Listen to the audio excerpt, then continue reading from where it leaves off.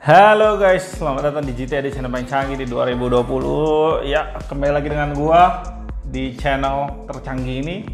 Dan kali ini guys, gue sih sebenarnya pengen bikin video santai aja. Jadi kebetulan kemarin gue kan bikin review tentang bracket dan gue pakai monitor ini, ya, kayak Samsung C24 F390 dan bla bla bla bla. Ada kode belakangnya, gua nggak tahu sih itu kenapa panjang begitu ya. Jadi monitor ini tuh kalau kalian lihat di kolom komentar ya guys ya, bahkan di GTA di top 10 pun monitor ini tuh sedikit di ranking-ranking cukup belakang gitu. Dan kalau lihat di kolom komentar yang tadi gue bilang, gue jarang banget rekomen monitor ini ke orang-orang. Walaupun guys, sebenarnya gue pribadi nih, gue punya 3 monitor ini. Kenapa gue nggak rekomen ke orang, tapi gue punya sendiri 3 biji monitor ini. Nah jadi gini guys, yang pertama, orang-orang selalu nanya, Bang, monitor yang bagus dan murah di bawah 2 juta itu apa? Itu pertama. Yang kedua, Bang, di bawah 2 juta kira-kira buat gaming dan editing yang bagus itu apa? Nah, itu pertanyaan yang sulit banget gue jawab kalau gue rekomen, bukan sulit ya. Itu pertanyaan yang kalau gue jawab dengan monitor ini, gue yakin yang jawab itu pas beli, dia bakalan kecewa. Nah, nanti gue akan tunjukin apa kekecewaannya. Kekecewaan yang pertama adalah dari yang paling parah nih guys, yang paling parah. Gue bukannya menjelekkan Samsung di dalam hal ini. Cuma di paling parah di monitor ini ada bleedingnya. Bleeding ini ada di sekitar monitor ini. Nanti gue show ke kalian bleedingnya itu seperti apa. Itu nggak akan kelihatan jelas kalau kalian setel video kayak gini. Kalau kalian setel video-video yang gambar-gambar gelap, misalnya abu-abu atau hitam, itu kelihatan banget.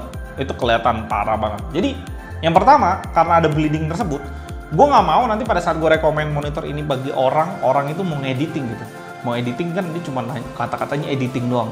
Nah editing itu luas, penjelasannya itu luas. Jadi gue berpikir orang yang editing itu biasanya mau keakurasian warnanya bagus, jelas, enak juga dipandang mata. Nah kalau sampai kalian pas ngedit itu ngeliat putih-putih di sekitar ini, gue rasa orang itu bakal kecewa gitu. Jadi gue nggak pernah rekomen monitor ini. Yang kedua, untuk gaming, menurut gue untuk gaming mungkin masih bisa masih bisa dibenarkan. Masih bisa gue rekomenin monitor ini buat orang yang mau gaming gitu. Masalahnya pertanyaannya selalu 2 guys, untuk gaming dan editing. Jadi gue memfokuskan pikiran gue, oh kalau diedit hasilnya butek-butek, ada putih-putih di sekitar sini, itu gue rasa orangnya bakalan kecewa. Dan banyak banget yang komen nanya sama gue, Bang itu kenapa ya monitor Samsung ini ada kotak-kotak putih tuh di sekitar. Itulah bleeding di monitor ini gitu guys ya. Tadi gue udah bilang gue punya 3 monitor Samsung ini, dan ketiga-tiganya itu gue bisa bilang bleeding. Cuma levelnya beda-beda guys. Levelnya ada yang parah, ada yang sedang gitu. Kalau nggak salah ini yang sedang, yang parah gue lagi taruh pakai di tempat kerja gue, dan yang bagusan gue pakai buat menemani gue gaming gitu, biar nggak terlalu ganggu tuh bleedingnya. Oke guys, kalian bisa lihat nih gue udah setel video abu-abu ya guys ya. Nah kalian lihat tuh di sekitar pojok kiri, pojok kanan mengitari semua monitor ini. Ya, itulah bleeding di monitor ini yang menurut gua dalam beberapa kondisi, misalkan kalian lagi main game atau kalian lagi nonton video. Nah, gue geser kiri kanan juga. Nah, ini bakalan muncul parah banget. Bukan parah ya, maksud gua bakalan muncul kenotis banget di mata kalian. Dan ini pakai kamera. Ruangannya gue gelapin sedikit, kalian bisa lihat tuh hitamnya, abu-abunya tuh nggak mentok sampai ujung kan, akurasi warnanya kayak pudar gitu pada saat di ujung-ujung. Dia kayak bocor cahaya gitu. Ya namanya bleed ya, kayak berdarah gitu, kayak bocor gitu cahaya gitu di samping kiri kanan itu. Jadi kalau kalian jauhin, nah kalian bisa lihat tuh. Ada beberapa orang yang komentar di YouTube kita itu bertanya, Bang kenapa monitor bisa bleeding? IPS itu bleeding nggak ya? VA itu bleeding nggak ya? Dan kenapa Samsung ini bleedingnya parah banget? Jadi gue akhirnya nyari artikel beberapa di luar negeri gitu. Jadi mereka membahas bahwa panel itu tergantung berapa bagus produksinya guys. Berapa bagus cost produksi yang dikeluarin untuk memproduksi panel tersebut. Dan panel tersebut nanti kan di flash sama lampu yang di backlit di belakangnya dia. Jadi semakin bagus kualitas produksinya yang berdampak pada harganya pasti, ya dia resiko untuk bleeding semakin kecil kalau semakin bagus biaya produksi. Dan gue rasa Samsung nih di sini nih dia nggak ngejar hal itu menurut gue. Samsung itu ngejar, oh gue bisa munculin monitor curve VA dengan harga yang terjangkau. Lu mau enggak gitu. Gue rasa Samsung ngomongnya seakan-akan seperti itu dengan bleeding yang seperti ini. Sebenarnya bisa aja kalian klaim gitu, bleeding yang ini nih, bisa aja kalian klaim garansi. Gue rasa ada beberapa toko yang juga terima hal itu. Gue nggak tahu Samsung Service Center terima atau kagak. Cuma kalau kalian dapetin kan pasti diganti dong monitor yang baru kan. Monitor yang baru bleeding juga. Jadi menurut gue nggak ada faedahnya gitu. Jadi gue rasa Samsung itu nge-push banget nge-push banget biaya produksi untuk monitor ini supaya bisa kasih kalian monitor curve 60 Hz, 60 atau 75 gue lihat lupa. Ya mungkin 60-75 gitu ya, 60 Hz lah ya. 5 millisecond panelnya VA gitu ya, karena biasanya VA yang bisa curve di kelas-kelas yang murah. Nah, buat kalian. Nah, gue pakai monitor ini bukan buat gaming, bukan buat editing, tapi gue lebih ke arah buat second monitor gue atau buat kerja Excel, ngetik segala macam. That's okay gitu. It's okay. Nah, jadi bagi kalian yang selalu nanya, Bang, monitor Samsung ini worth it nggak? Atau yang kedua, Bang, apakah Samsung ini layak dibeli gitu? Ya, gue susah jawabnya. Kalau gue kembali lagi, kebutuhan lu pada tuh apa? Kebutuhan lu tuh apa? Apakah buat editing yang bagus banget? Kalau editing bagus banget ya, gue saranin ambil lah LG misalkan atau AOC yang pakai panel IPS yang jarang banget bleeding kalau gue lihat ya dari komentar-komentar kalian, dan pada saat gue review produknya juga nggak bleeding di gue.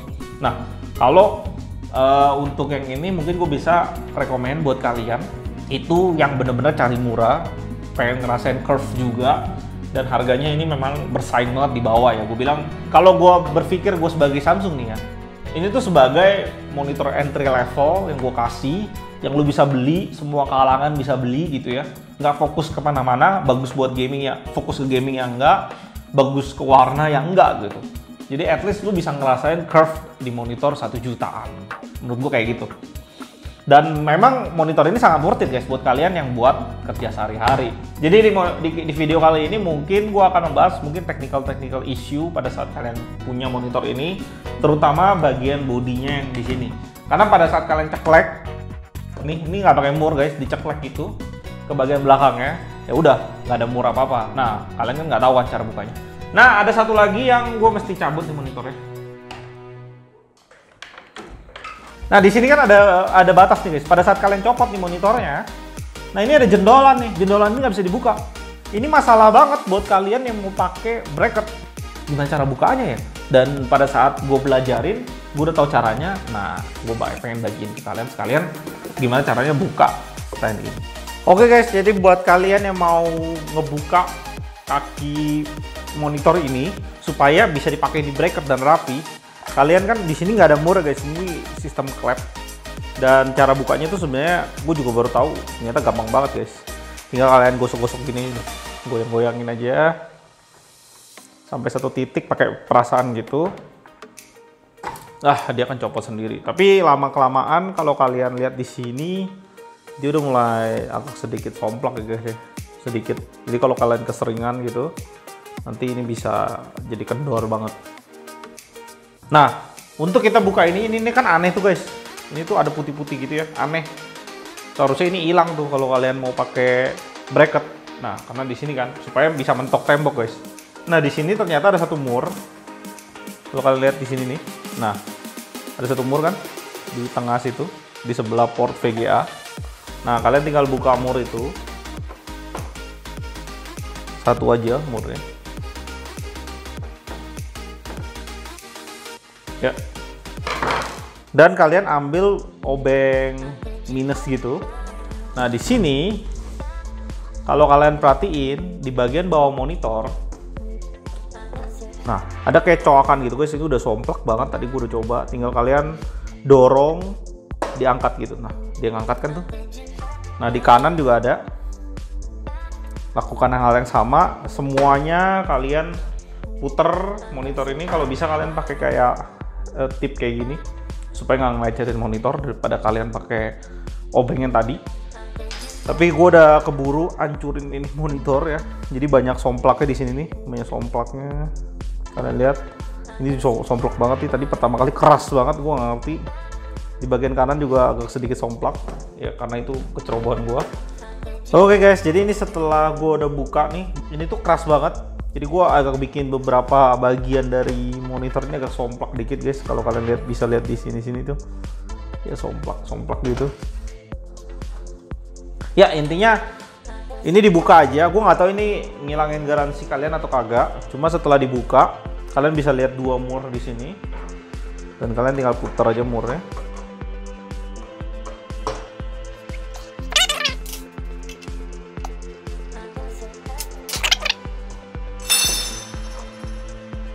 Ya ini copot semua. Jadi pada saat kalian taruh, penampakannya jadi rapi guys, kalian lihat.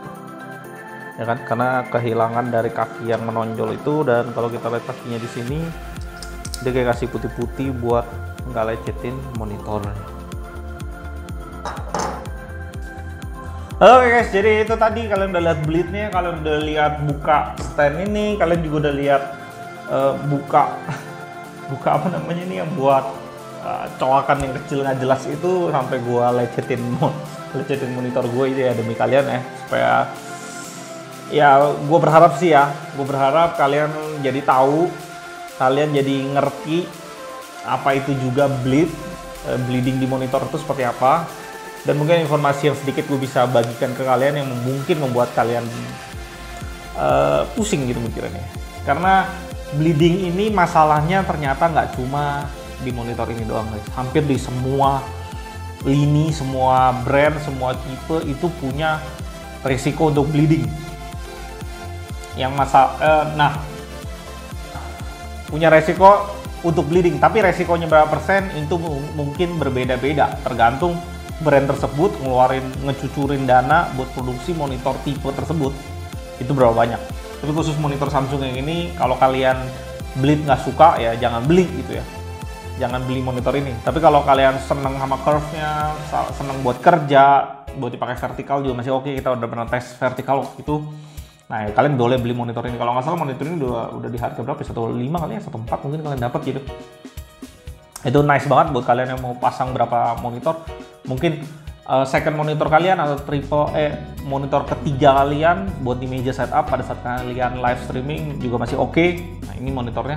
Nah untuk monitor ini ya, kalau kalian masalahin bleednya ya, kalau kalian klaim garansi mungkin diterima, tapi ya dapat ini lagi ya, bleed lagi. Jadi ya gue ngerasa kayak nggak ada efek gitu ya garansinya. Mungkin garansinya lebih ke arah kerusakan panel yang lain, misalkan pixelnya mati atau monitornya tiba-tiba mati, ya garansi masih dapat.